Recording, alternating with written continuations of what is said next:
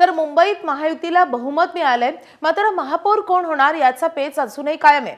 अशातच ठाकरेंच्या शिवसेनेचे खासदार संजय राऊतांनी एक मोठं सूचक विधान केलंय। शिवसेनेचा महापौर व्हावा यापेक्षा भाजपचा महापौर होऊ नये असं उद्धव ठाकरेंचं मत असल्याचं राऊत म्हणाले।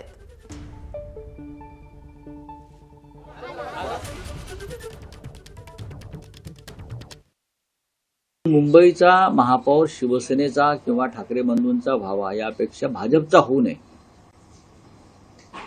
ही सगळ्यांची भावना आहे। आणि देवाची इच्छा असेल तर शिवसेनेचा महापौर बसू शकतो। काल मी सकाळी राज ठाकरे साहेबांची भेट घेतली।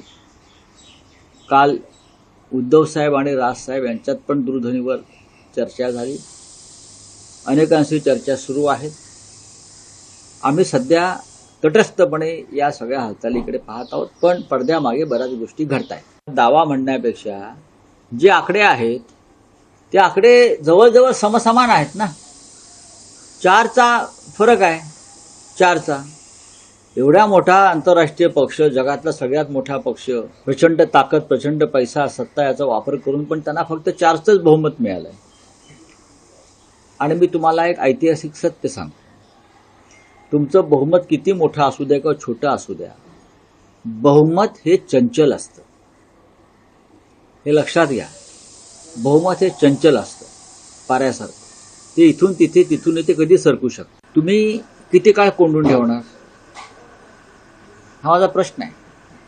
तुम्ही किती काळ कोंडून ठेवणार? जे नगरसेवक तुमचे आहेत ते मूळचे शिवसेनेचेच आहेत आणि त्यांना सुद्धा मनामध्ये, आमच्यापर्यंत जे संदेश येत आहेत त्यांच्या मनामध्ये सुद्धा मराठी अस्मितेची ज्योत किंवा मशाल ही धगधगते आहे।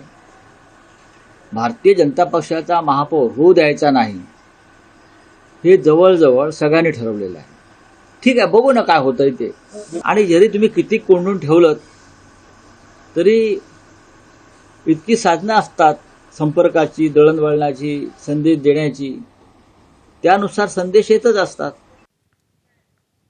दरम्यान संजय राऊत यांनी केलेल्या या विधानांची खासदार नारायण राणेंनी मात्र खिल्ली उडवली आहे। ते काय म्हणालेत आपण पाहूयात। आता देवावर हे झालं काय, विसंबून राहिलं। हा, देवाकडे हात जोडले ना आतापर्यंत काही देवासाठी। कसा महापौर आकाशातून येईल की काय? संख्या बघ म्हणा जरा, एवढा फरक कसा का भरून काढणार?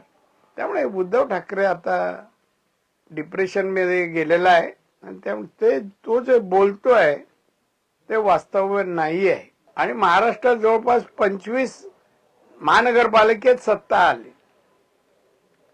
आता तरी मला शहाणा बना ना, काय आहे गरीब असा ना। एबीपी माझा, उघडा डोळे बघा नीट।